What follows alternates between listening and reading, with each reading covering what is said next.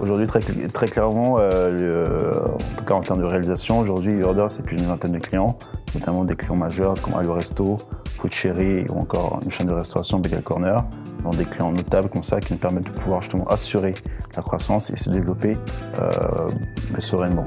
Aujourd'hui également, en tout cas une fierté, on le dit rarement avec Joël, et heureusement qu'on n'y pense pas tous les matins, mais eOrder, comme j'ai dit, c'est une centaine de collaborateurs, c'est une centaine de CDI. Donc aujourd'hui, c'est une réelle fierté pour nous. C'est qu'il y a 2 ans, on n'aurait pas forcément imaginé ça. Si, peut-être dans le business model, Excel, mais vivre concrètement tous les jours, c'est autre chose et c'est d'autres responsabilités. En tout cas, c'est une aventure passionnante. En termes de victoire, en tout cas de reconnaissance par rapport à tout ce travail effectué, on a gagné récemment, en tout cas en 2016, la Fête des services.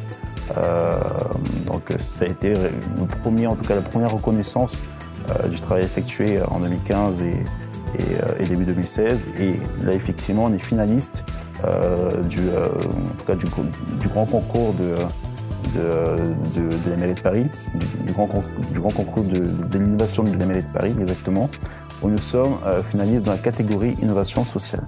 Donc on a un résultat notamment courant décembre. J'espère qu'on aura l'occasion, en tout cas, de pouvoir ponctuer cette belle année via cette nouvelle reconnaissance.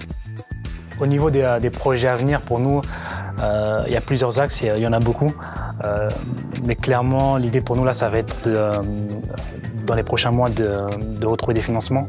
Déjà pour financer justement tous les projets qu'on souhaite mener à bien et de pouvoir avancer plus sereinement qu'on ne le fait aujourd'hui. Donc on cherche à lever plusieurs millions dans les prochains mois. L'idée pour nous, grâce à ces investissements, ça va être de se structurer. Comme je disais, on a vraiment une grosse croissance.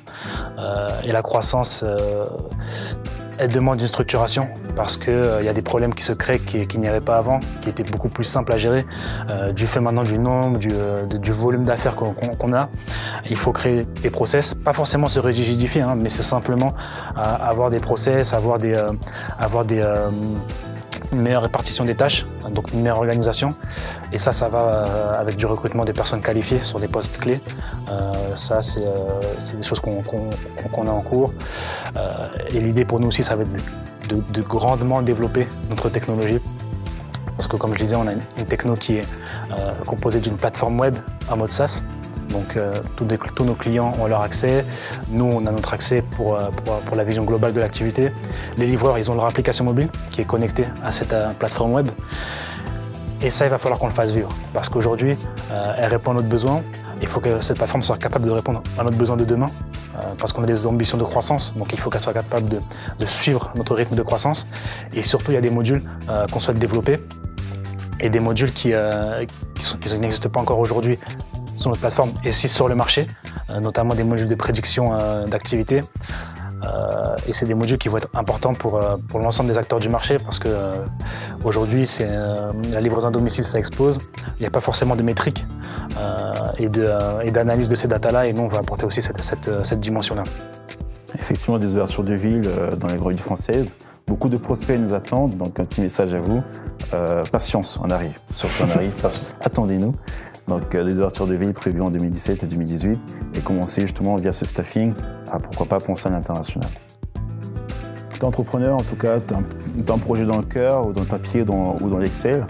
Le premier conseil que j'ai donné, c'est déjà engage-toi à 10 000% au moins parce qu'il y a un entrepreneur, c'est avant tout la capacité de gérer des ascenseurs émotionnels et des ascenseurs physiques.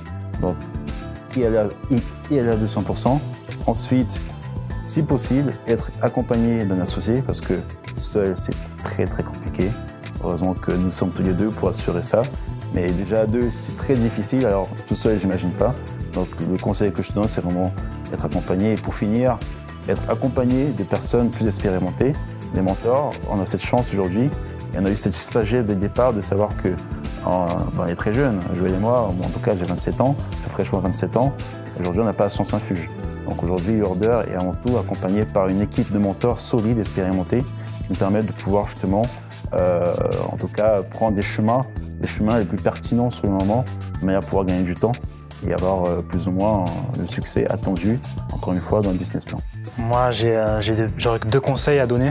Le premier, En fait, ils sont complémentaires. Le premier, c'est le fighting spirit. Fighting spirit, c'est moi, j'ai fait beaucoup de sport à haut niveau, et c'est le fait d'être agressif. Être agressif, c'est, on va dire, dans la communauté, enfin, dans la société, c'est perçu comme un terme un peu péjoratif, mais c'est complètement amélioratif. Parce qu'être agressif, c'est quoi? C'est être déterminé sur ses objectifs, et c'est vouloir les atteindre et mettre en œuvre des actions pour les atteindre. Ça ne veut pas dire sortir des règles ou quoi que ce soit. Non, c'est juste être concentré, déterminé pour atteindre ces objectifs-là. Et donc, c'est être à 100% dans son projet, c'est négocier les contrats comme il le faut, c'est être rigoureux dans son travail, c'est être discipliné dans son travail. Donc voilà, ça serait plutôt de l'agressivité dans sa manière de voir les affaires. Et le deuxième point, c'est une ouverture d'esprit. C'est-à-dire que, ok, on est concentré, ok, on a un peu la tête dans le guidon quand on est entrepreneur, mais avant tout, quand on crée, on est quelqu'un qui a une vision. Et il faut savoir prendre de la hauteur et voir plus loin que le bout de son nez, ou que le contrat d'aujourd'hui, que le problème de cette semaine. Il faut des moments où on voit beaucoup plus loin pour savoir donner une direction en fait à sa société. On crée une société, on devient un dirigeant, donc il faut avoir une vision. Donc on vient tout fraîchement de recruter une chargée de communication qui fait un début de travail génial. Donc vous pouvez nous retrouver sur les réseaux sociaux, donc sur YouOrder, sur Facebook, sur Twitter, sur Instagram notamment, et sur notre chaîne YouTube qu'on commence à développer. Et évidemment, sans oublier notre site internet qui est la première porte d'entrée pour les prospects, clients et curieux qui aimeraient en tout cas découvrir ou entrer dans notre univers.